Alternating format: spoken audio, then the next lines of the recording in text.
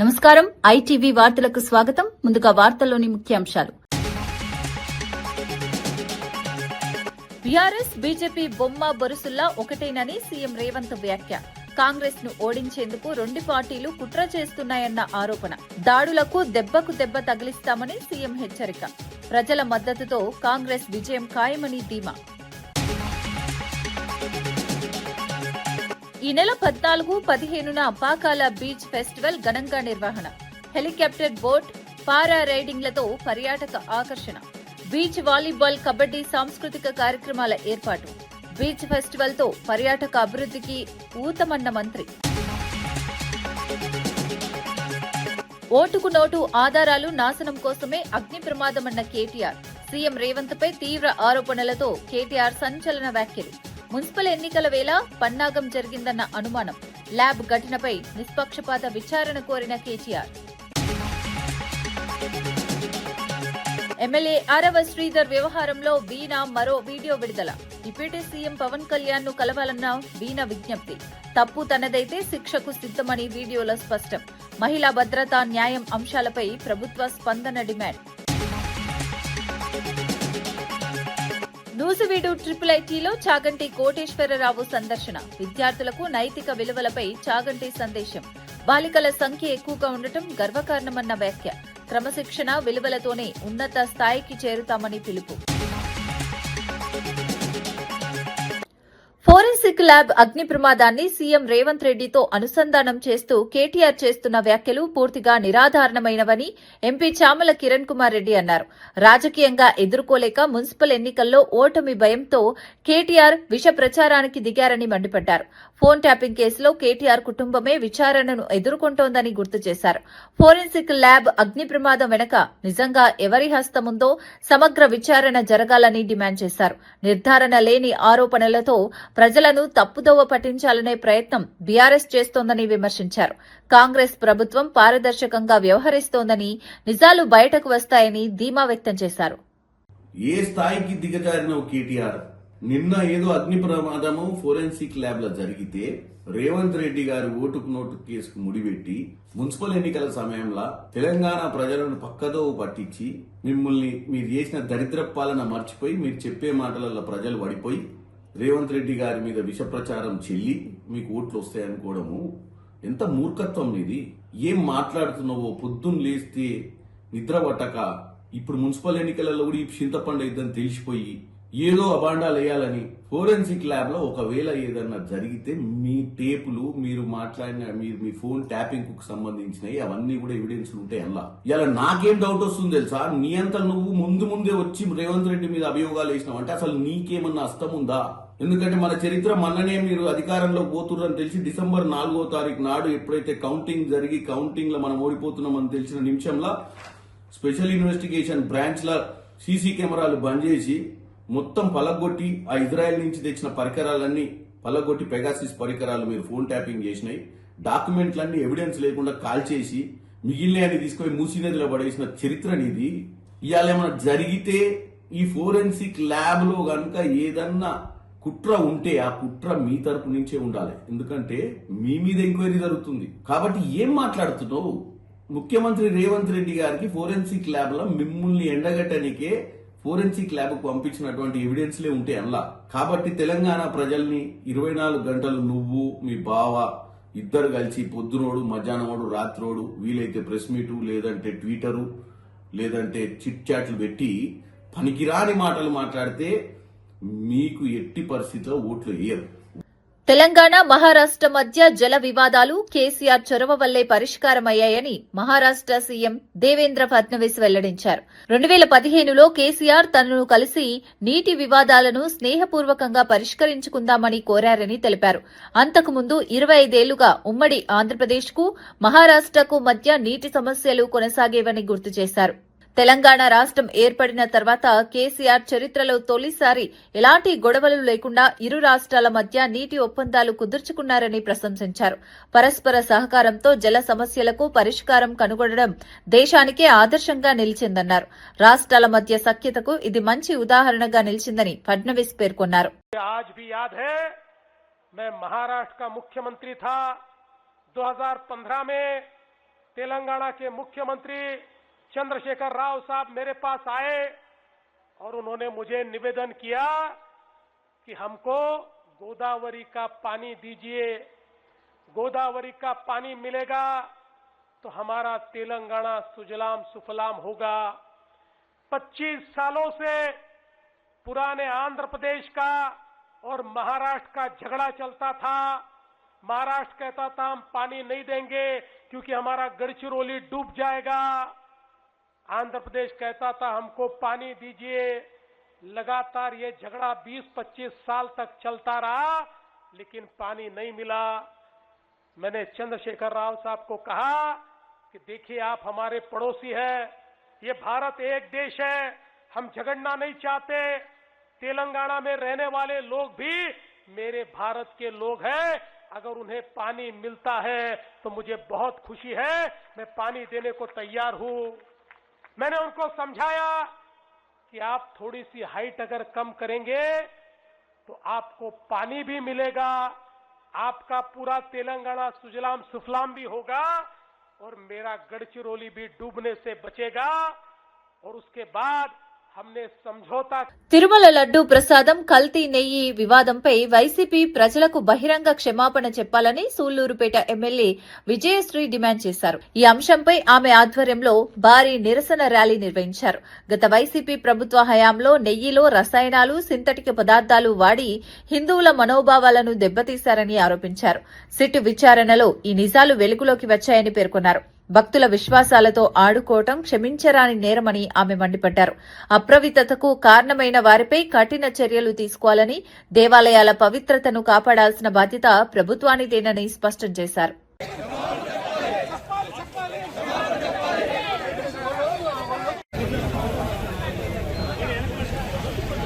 ఎందుకంటే వేల కోట్లు వాళ్ళ నాన్నగారు సీఎంగా ఉన్నప్పుడు వేల కోట్లు దోచేసిన మనిషికి 250 కోట్లు ఎక్కువని నేను అనుకోవట్లేదు. కానీ హిందువుల మనోభావాల్ని దెబ్బతీసే విషయంలో వీళ్ళు ఎంత క్రూరంగా అన్యాయంగా ఆలోచించారో మీరందరూ కూడా చూడాలి.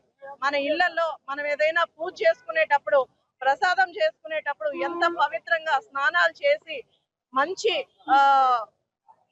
ఏవైతే గిన్నెలు ఉన్నాయో అవి వాడుకుంటూ, లేదా మంచి నెయ్యిని తెస్తూ మంచి పాలని ఫ్రెష్ గా బయట నుంచి తెచ్చుకొని మనం ప్రసాదాలు ప్రిపేర్ చేసుకుంటాం. కానీ ఒక చిన్న ఇంట్లో ఒక పూజ చేసుకునేటప్పుడు మనం అన్ని జాగ్రత్తలు తీసుకునేటప్పుడు కలియుగ దైవమైన వెంకటేశ్వర స్వామి గుడిలో ప్రసాదాన్ని అందరూ కూడా ఒక లడ్డును ఎంత పవిత్రంగా చూస్తారో, ఎక్కడున్నా సరే, రాష్ట్రంలో కాదు దేశంలో ఎక్కడున్నా సరే ఆ లడ్డు పవిత్రత ఎక్కడికి పోకుండా అంత పవిత్రంగా చూసే లడ్డులో ఈ రోజు కల్తీ జరిగింది. పోనీ కల్తీ జరిగిందనే అనుకుందాం. నేను జగన్మోహన్ రెడ్డి కల్తీ చేశాడని నేను అనట్లేదు. కానీ వైసీపీ ప్రభుత్వంలో ఈ అన్యాయం జరిగింది, తప్పు జరిగింది. అప్పుడు అధినాయకుడు బయటకు వచ్చి మేము చేసింది తప్పు, క్షమించండి అని దేవుడి దగ్గర అడగడానికి వారికి ఎందుకు అంత. ఫోరెన్సిక్ ల్యాబ్ అగ్ని ప్రమాదంపై బీఆర్ఎస్ వర్కింగ్ ప్రెసిడెంట్ కేటీఆర్ తీవ్ర ఆరోపణలు చేశారు. ఓటుకు నేటు కేసు ఆధారాలను నాశనం చేసేందుకే సీఎం రేవంత్ రెడ్డి ఈ అగ్ని ప్రమాదాన్ని చేయించారని ప్రజలు అనుకుంటున్నారని వ్యాఖ్యానించారు. అల్లు అర్జున్ జులై సినిమాలో బ్రహ్మానందం దొంగతనం చేసిన వెంటనే పట్టుబడినట్లే రేవంత్ రెడ్డి కూడా దొరుకుతారని ఎద్దేవా చేశారు. ఒక నేరస్తుడే సీఎం హోంమంత్రిగా ఉన్నాడని ఆరోపించారు. మున్సిపల్ ఎన్నికల బిజీలో అందరూ ఉన్న సమయంలో ఈ పన్నాగం పన్నారని అనుమానం వ్యక్తం చేశారు. ఈ అంశంపై నిష్పక్షపాత విచారణ జరగాలని డిమాండ్ చేశారు. రాష్ట్రంలో నిన్న ఫోరెన్సిక్ ల్యాబ్ ఏదైతే తగలబడ్డది అని వార్త వచ్చిందో, ఇవాళ రాష్ట్రంలోని ప్రతి ఒక్కరు అనుకుంటా ఉన్నారు ఖచ్చితంగా ఆ రోజు ఓటుకు నోటు దొంగతనంలో తాను అడ్డంగా దొరికిపోయిన కేసు ఏదైతే ఉందో ఆ కేసులోని ఆధారాలన్నీ భద్రపరచబడ్డ ఫోరెన్సిక్ ల్యాబొరేటరీని రేవంత్ రెడ్డే తగలబెట్టించిండు అని రాష్ట్రంలోని ప్రతి ఒక్కరూ ఇవాళ భావిస్తూ ఉన్నారు. ఎందుకంటే ఒక నేరస్తుడే ఇవాళ ముఖ్యమంత్రి అయినాడు. మరి ఆ నేరస్తుడు సహజంగా ఆయననే హోంమంత్రి. ఆ హోంమంత్రి కిందనే ఉండేది పోలీసు వాళ్ళు. ఫోరెన్సిక్ ల్యాబ్ ఇవన్నీ కూడా ఆయన కిందకే వస్తాయి. అందుకే ఏం చేసిండు, మరి తానే స్వయంగా కుట్రబన్ని మనందరం మున్సిపల్ ఎన్నికల్లో బిజీగా ఉన్నప్పుడు మరి అక్కడ ఇవాళ ఈ కుట్రకు పాల్పడి మొత్తానికి ఆధారాలన్నీ లేకుండా శాశ్వతంగా ఈ కేసులోంచి బయటపడేందుకు ఒక పన్నాగం పనినట్టుగా మేమందరం కూడా అనుమానిస్తూ ఉన్నాం. నిన్న జరిగింది ప్రమాదం కాదు, నిన్న జరిగింది అగ్ని ప్రమాదం కానే కాదు, అనుకోకుండా జరిగింది అంతకంటే కాదు, ప్రకృతి వైపరీత్యం కాదు. ఆ మధ్యకాలంలో అల్లు అర్జున్ గారిది ఒక సినిమా వచ్చింది, జులాయి అని. ఆ సినిమాలో బ్రహ్మానందం గారు ఉంటారు, ఆయన దొంగ పాత్ర. అందులో ఆయనకు ఒక డైలాగ్ ఉంటుంది, ఏమంటే బ్రహ్మానందం గారు అలా దొంగతనం చేస్తాడు కానీ 10 నిమిషాలనే దొరికిపోతాడు. రేవంత్ రెడ్డి కూడా అంతే, ఈయన కూడా దొంగనే కానీ 10 నిమిషాల్లో దొరికిపోతాడు. జనగణనతో పాటు కులగణన కూడా చేపట్టాలని కమ్యూనిస్టులు డిమాండ్ చేశారు. కడపలో నిర్వహించిన సమావేశంలో ఈ అంశాన్ని స్పష్టం చేశారు. అణగారిన వర్గాలకు నిజమైన న్యాయం జరగాలంటే కులగణన తప్పనిసరి అని అభిప్రాయపడ్డారు. రాజకీయాల్లో అన్ని కులాలకు సముచిత ప్రాతినిధ్యం ఉన్నప్పుడే సామాజిక సమానత్వం సాధ్యమన్నారు. మతోన్మాదం, కులోన్మాదానికి కమ్యూనిస్టులు వ్యతిరేకమని స్పష్టం చేశారు. ఎన్నికల హామీలను అమలు చేయకుండా రాజకీయ పార్టీలు ప్రజలను మాయ మాటలతో మోసం చేస్తున్నాయని విమర్శించారు. ప్రజాస్వామ్య స్ఫూర్తిని కాపాడేందుకు ప్రజలంతా చైతన్యవంతులుగా నిలవాలని పిలుపునిచ్చారు. అదేవిధంగా తెలంగాణ, కర్ణాటక, తమిళనాడు లాగా ఆంధ్రప్రదేశ్లో కూడా బీసీ జనాభా ప్రాతిపదికపైన రానున్నటువంటి ఎన్నికలు జరపాలని డిమాండ్ చేస్తూ భారత కమ్యూనిస్ట్ పార్టీ సిపిఐ నేతృత్వంలో పెద్ద ఎత్తున జనగణనలో కులగణన చేపట్టాలని మేము డిమాండ్ చేస్తూ ఉన్నాం. ఇది కేవలం ఒక ఆంధ్రప్రదేశ్ వరకే కాదు, భారత రాజ్యాంగం గుర్తించినటువంటి అన్ని హక్కులను కూడా సమాన ప్రాతిపదిక పైన వారి జనాభాను బట్టి ఇవ్వాలనేటువంటిది భారత కమ్యూనిస్ట్ పార్టీ ఇటీవల చండీగఢ్లో జరిగినటువంటి సిపిఐ జాతీయ మహాసభల్లో మేమింత మాకెంత అనేటువంటి నినాదాన్ని అన్ని స్థాయిలకు కూడా తీసుకొని పోవాలనేటువంటిది మా ప్రధానమైనటువంటి లక్ష్యంగా ఈరోజు ఇలాంటి కార్యక్రమానికి మేము శ్రీకారం చుట్టడం జరిగింది.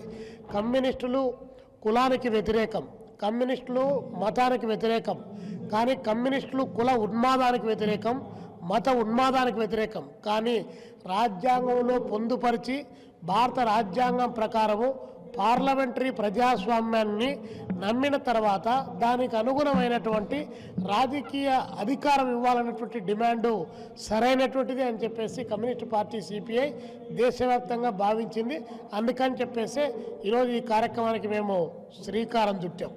మరి ముఖ్యంగా చంద్రబాబు నాయుడు గారు ఈరోజు చాలా మాటలు చెప్తా ఉన్నారు. కూటమి ప్రభుత్వం చాలా మాటలు చెప్తాది. పాలక వర్గాలన్నీ కూడా గట్టిగా వాగ్దానం చేయాలి. నిన్న తెలంగాణలో అన్ని రాజకీయ పార్టీలు ఇంక్లూడింగ్ బీజేపీతో సహా అందరూ కూడా రిజర్వేషన్ 42% కావాలని చెప్పి డిమాండ్ చేశారు. మరి అడ్డు ఎవరు వస్తున్నారు అని చెప్పి మరి 42% ఎందుకు ఇంప్లిమెంట్ చేయడం లేదని చెప్పి మేము అడుగుతా ఉన్నాం. కానీ ఇక్కడ పోరాటంలో ఆరాటంలో బీజేపీ పాల్గొంటుంది, మంత్రం చేస్తుంది, మాయ చేస్తుంది, మోసం చేస్తుంది. ఢిల్లీలో మాత్రం ఈ చట్టాన్ని ఇంప్లిమెంట్ కాకుండా అడ్డుకుంటా ఉంది. కాబట్టి మేము ఈ సందర్భంగా బీఆర్ఎస్, బీజేపీ రెండు వేర్వేరు పార్టీలు కావని అవి బొమ్మ బొరుసుల్లా ఒకటేనని సీఎం రేవంత్ రెడ్డి తీవ్ర వ్యాఖ్యలు చేశారు. మున్సిపల్ ఎన్నికల్లో కాంగ్రెస్ ను ఓడించాలనే లక్ష్యంతో రెండు పార్టీలు కలిసి కుట్ర చేస్తున్నాయని ఆరోపించారు. కాంగ్రెస్ పై దాడులు చేస్తే దెబ్బకు దెబ్బ తగిలిస్తామని హెచ్చరించారు. ఎవరిని ఎత్తికొచ్చినా ప్రజల మద్దతుతో కాంగ్రెస్ ను ఓడించడం సాధ్యం కాదన్నారు. ప్రజాస్వామ్యాన్ని దెబ్బతీసే రాజకీయాలకు కాంగ్రెస్ భయపడదని స్పష్టం చేశారు. ప్రజలకు ఇచ్చిన హామీలను అమలు చేస్తూ అభివృద్ది, సంక్షేమంతో ముందుకు వెళ్తున్నామని చెప్పారు. మున్సిపల్ ఎన్నికల్లో ప్రజలు నిజాన్ని గుర్తించి కాంగ్రెస్ కు మద్దతిస్తారని ధీమా వ్యక్తం చేశారు. బీఆర్ఎస్, బీజేపీ వేరు కాదు, బొమ్మ బొరుసు లాంటి వాళ్ళు, బిల్లా రంగా లాంటి వాళ్ళు, వాళ్ళిద్దరు కూడబలుక్కొని ప్రత్యక్షంగా ఒకడు, పరోక్షంగా ఒకడు కాంగ్రెస్ పార్టీని ఓడగొట్టాలని, కాంగ్రెస్ పార్టీని దెబ్బ తీయాలనే ప్రయత్నం చేస్తున్నారు. దెబ్బకు దెబ్బ కొడదాం, ఎత్తుకు పై ఎత్తేద్దాం. ఎవడు గెలుస్తాడో రేపు మున్సిపల్ ఎన్నికల్లో చూసుకుందాం. బీజేపీ, బీఆర్ఎస్ఏ కాదు, కేసీఆర్, నరేంద్ర మోడీ, అమిత్ షానే కాదు, ఇక మీ తాతలు ముత్తాతలు ఉన్నా తీసుకొని రండి. మా కాంగ్రెస్ పార్టీ కార్యకర్తలు వాళ్ళ సంగతి తేలుస్తారు. బీఆర్ఎస్ నాయకులు ఇంకా అబద్దాలు ప్రచారం చేస్తూ మున్సిపల్ ఎన్నికల్లో లబ్ది పొందాలని చూస్తున్నారని భూపాలపల్లి ఎమ్మెల్యే గండ్ర సత్యనారాయణ విమర్శించారు. అసెంబ్లీ, పార్లమెంటు ఎన్నికలతో పాటు ఉప ఎన్నికలోనూ ప్రజలు బీఆర్ఎస్ కు బుద్ది చెప్పారని గుర్తు చేశారు.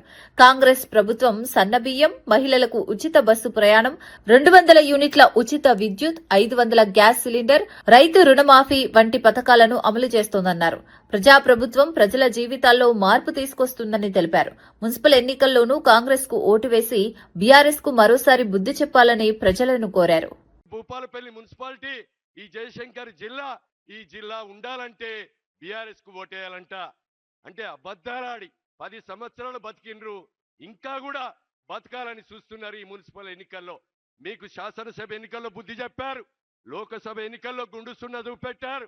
ఈ నియోజకవర్గంలో 180 సర్పంచులుంటే 132 సర్పంచులను గెలిపించినా మీకు బుద్ధి చెప్పినా ఇంకా అబద్ధాలాడి ఈ జిల్లా పోతుంది, ఈ జిల్లా ముఖ్యమంత్రి రేవంత్ రెడ్డి గారు తీసేస్తున్నాడు అని అబద్ధాలాడి ఈరోజు మున్సిపల్ ఎన్నికల్లో గెలవాలని చూస్తున్నారు.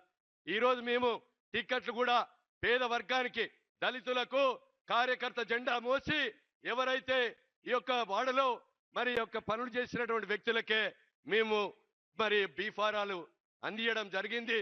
మీరు దయతో మున్సిపల్ ఎన్నికల్లో ఈ మున్సిపల్ అభివృద్ధిలో మీరు భాగస్వాములు కావాలంటే రేవంత్ అన్న నాయకత్వాన్ని బలపరిచే విధంగా ఈ రోజు ఆడబిడ్డలకు ఉచిత బస్సు ప్రయాణం కల్పించి, ఈ రోజు ఇంట్లో వాడుకునే 200 యూనిట్ల కరెంటు కూడా ఫ్రీ ఇచ్చి, ఈ రోజు రేవంత్ అన్న ఇంట్లో తినే బువ్వ గాని, ఈ రోజు వేదిక మీద ఉన్నటువంటి పెద్దల ఇంట్లో తినే బువ్వను ఈ రోజు పేదవాని ఇంట్లో 14,000 కోట్ల రూపాయల భారం పడ్డా మన రేవంత్ అన్న సన్న బియ్యం అందిస్తున్నాడు.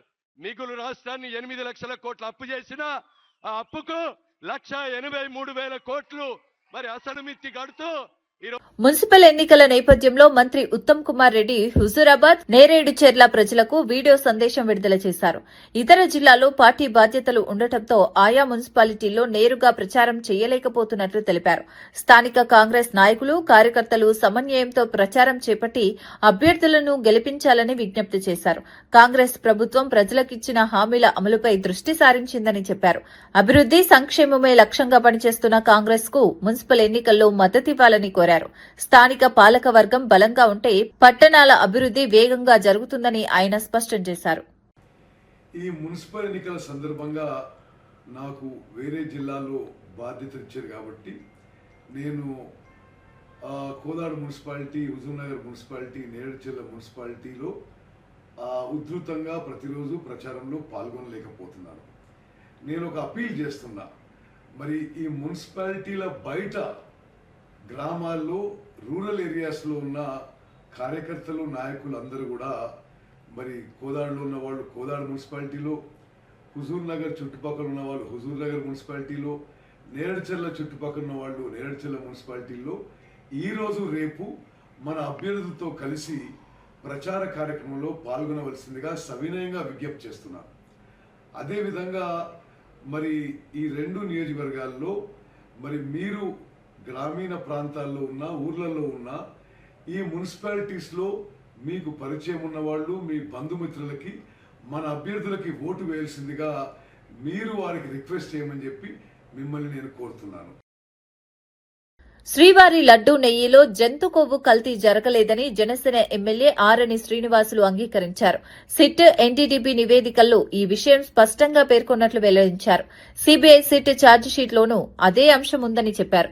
అయితే కొద్దిసేపటికి కూటమి ప్రభుత్వానికి అనుకూలంగా తన వ్యాఖ్యలను సవరించడం రాజకీయంగా చర్చనీయాంశంగా మారింది. లడ్డూ వివాదంపై జరుగుతున్న రాజకీయ ఆరోపణల మధ్య ఈ వ్యాఖ్యలు ప్రాధాన్యం సంతరించుకున్నాయి. భక్తుల విశ్వాసాలకు భంగం కలగకుండా వాస్తవాలను మాత్రమే ప్రజల ముందు ఉంచాలని పలువురు అభిప్రాయపడుతున్నారు. ప్రజలకు తెలియజేయడం జరిగింది. ఎన్డీడీబీ నివేదిక, సిట్ నివేదికలో ఎక్కడా కూడా కానీ నెయ్యిలో కల్తీ జరగలేదనేసి స్పష్టంగా చెప్పడం జరిగింది. ఇది నచ్చక ఒక అబద్ధాన్ని పదే పదే చెప్తే అబద్ధం నిజమవుతుందనే ఒక మూర్ఖత్వంతో తాడేపల్లిలో ఉన్న జగన్మోహన్ రెడ్డి, ప్యాలెస్లో ఉన్న జగన్మోహన్ రెడ్డి, వారి ముఠా నాయకులు, వారి నాయకులందరూ కూడా కలిసి గత 5 ఏళ్ల కాలంలో నెయ్యిలో కల్తీ జరగలేదు అనేసి చెప్పడం జరిగింది. ఒక పక్కేమో 4 సంవత్సరాలు తిరుమల తిరుపతి దేవస్థానంలో చైర్మన్గా పనిచేసిన నూజివీడు ఐఐటీని ప్రముఖ ప్రవచనకర్త చాగంటి కోటేశ్వరరావు సందర్శించారు. విద్యార్థులకు నైతిక విలువలపై ఆయన సందేశమిచ్చారు. గ్రామీణ విద్యార్థులకు ఆశ్రయంగా నిలుస్తున్న ఐఐటీని ప్రశంసించారు. బాలుర కంటే బాలికల సంఖ్య ఎక్కువగా ఉండటం గర్వకారణమని వ్యాఖ్యానించారు. క్రమశిక్షణ, విలువలతో కూడిన విద్యతోనే ఉన్నత స్థాయికి చేరుకోవచ్చని సూచించారు. విద్యార్థుల ఎదుగుదలకు ఉపయోగపడే విషయాలను పంచుకోవడం ఆనందంగా ఉందన్నారు. ఆయన ప్రసంగాన్ని విద్యార్థులు ఆసక్తిగా విన్నారు. ఈ కార్యక్రమం విద్యార్థుల్లో ప్రేరణ కలిగించిందని కళాశాల వర్గాలు పేర్కొన్నాయి. విద్యార్థులకు కట్టుకొమ్మగా ఉన్నటువంటి విశ్వవిద్యాలయం ట్రిపుల్ న్యూజిలాండ్. అందున చాలా చాలా సంతోషించవలసిన విషయం ఏంటంటే ఇక్కడ బాలుర కన్నా కూడా బాలికలు ఎక్కువగా ఉండడం, విశేషించి ఈ మధ్య కాలంలో బాలుర యొక్క వసతి గృహాలు కూడా బాలికలకి ఇవ్వవలసినంత మంది చేరడం, అంత బాగా చదువుకోవడం, అంత క్రమశిక్షణతో వాళ్ళు జీవితంలో వృద్ధిలోకి రావడం మనందరం కూడా ఎంతో సంతోషించదగ్గ విషయం. ఇటువంటి గొప్ప విశ్వవిద్యాలయానికి రావడం, ఆ పరమ క్రమశిక్షణతోటి ప్రేమతోటి ఉన్న పిల్లలందరినీ చూసి వాళ్ళకి బాగా వృద్ధిలోకి రావడానికి ఏ మంచి విషయాలు కొన్ని చెప్తే నాకు సంతోషంగా ఉంటుందో అటువంటి విషయాలు ఆ పిల్లలతో పంచుకోవడం ఎంతో ఆనందాన్ని ఇచ్చింది.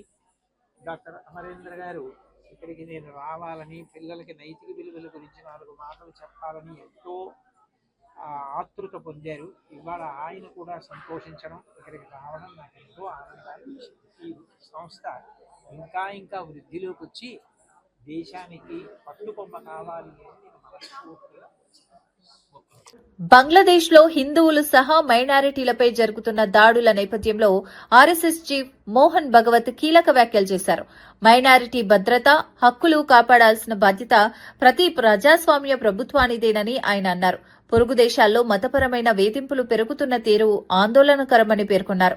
మతం పేరుతో హింసకు పాల్పడటం నాగరిక సమాజ లక్షణం కాదన్నారు. భారతదేశం ఎప్పుడూ సర్వమత సమాభావాన్ని పాటిస్తోందని, అదే విలువలు ప్రపంచానికి ఆదర్శమని చెప్పారు. మైనారిటీలపై దాడులు జరగకుండా అంతర్జాతీయ సమాజం స్పందించాల్సిన అవసరం ఉందన్నారు. శాంతి, సామరస్యం ద్వారానే సమాజ పురోగతి సాధ్యమని మోహన్ భగవత్ స్పష్టం చేశారు.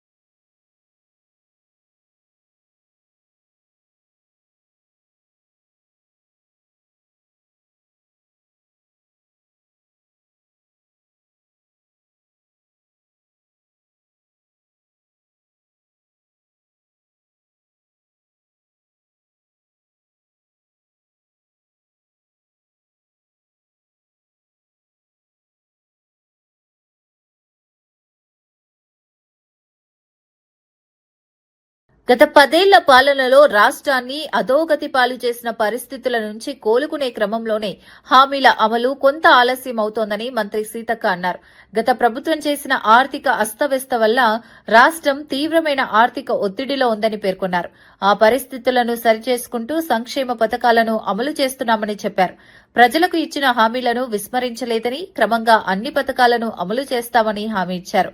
పాలనలో పారదర్శకత, బాధ్యతాయుత వైఖరితో ముందుకెళ్తున్నామని తెలిపారు. కొంత సమయం పడినా ప్రజలకు మేలు చేసే నిర్ణయాలే తీసుకుంటామని స్పష్టం చేశారు. ప్రజలు సహనం చూపించాలని ఆమె విజ్ఞప్తి చేశారు. కేసీఆర్ వచ్చిందా, వాళ్ళ నాయకులకు వచ్చిందా? ఇవాళ పేదోళ్ళు గుడిసెలలో ఉంటే కూడా 100 రూపాయలు వేసి మరి ఒక్క రోజు కూడా వాళ్ళ బిల్లు మాఫీ చేయలే. కరెంటు బిల్లులు ముక్కు పిండి వసూలు చేసినావు, బిల్లు కట్టకుంటే కరెంటు కట్ చేసిండు కాలనీలల్లా. దయచేసి ఈ రోజు కాంగ్రెస్ పార్టీ అధికారంలో ఉంది, మరి ప్రజారంజక పాలనతో మళ్ళీ అధికారంలోకి వచ్చేది కాంగ్రెసే. కానీ ఈ 3 ఏళ్లు కూడా మరి అద్భుతంగా భువనగిరి పట్టణం ముందుకు పోవాలంటే కాంగ్రెస్ పార్టీ అభ్యర్థులను గెలిపించండి అని మేము కోరుకుంటా ఉన్నాం. ఈ నెల 14, 15 తేదీల్లో పాకాల బీచ్ ఫెస్టివల్ ను అద్భుతంగా నిర్వహించనున్నట్లు మంత్రి డోలా బాల వీరాంజనేయ స్వామి తెలిపారు. ప్రకాశం జిల్లా సింగరాయకొండ మండలంలో జరగనున్న ఈ వేడుకలకు సంబంధించిన ఏవీని మంత్రి విడుదల చేశారు. బీచ్ ప్రాంతంలో పారిశుద్ధ్య పనుల్లో స్వయంగా పాల్గొని ఏర్పాట్లను పరిశీలించారు. ఫెస్టివల్లో హెలికాప్టర్ రైడింగ్, బోట్ రైడింగ్, పారా రైడింగ్ వంటి సాహస క్రీడలు, బీచ్ వాలీబాల్, బీచ్ కబడ్డీ పోటీలు నిర్వహించనున్నట్లు తెలిపారు. సాంస్కృతిక కార్యక్రమాలు, ఫుడ్ స్టాల్స్ తో పర్యాటకులను ఆకర్షించేలా ఏర్పాట్లు చేస్తున్నామన్నారు. ఈ బీచ్ ఫెస్టివల్ ద్వారా పర్యాటక అభివృద్ధికి ఊతం లభిస్తుందని ఆయన పేర్కొన్నారు. బీచ్ లో స్పీడ్ బోట్ రైడింగ్, పారాగ్లైడింగ్ అంటే ఇలాంటివి అన్నిటి కూడా మనం ఏర్పాటు చేస్తున్నాం. సంక్రాంతి సీజన్ లో అయితే 8, 10, 11 వేల మంది ఈ బీచ్ రావడం జరిగింది. ఇక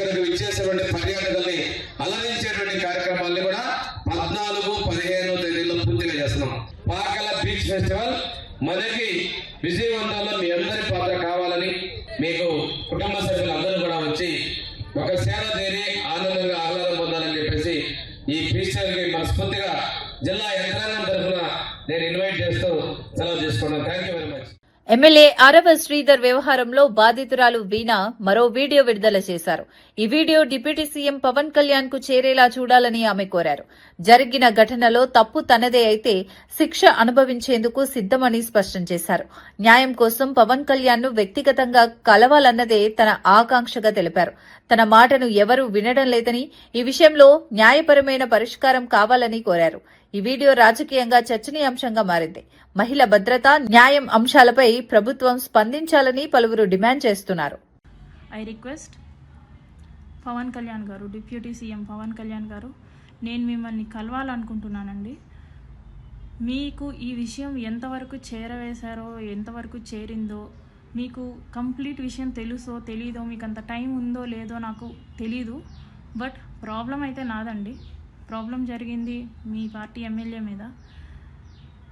ప్లస్ నేను మీ డిపార్ట్మెంట్ అండి. మిమ్మల్ని కలిసే హక్కు నాకుంది ఖచ్చితంగా.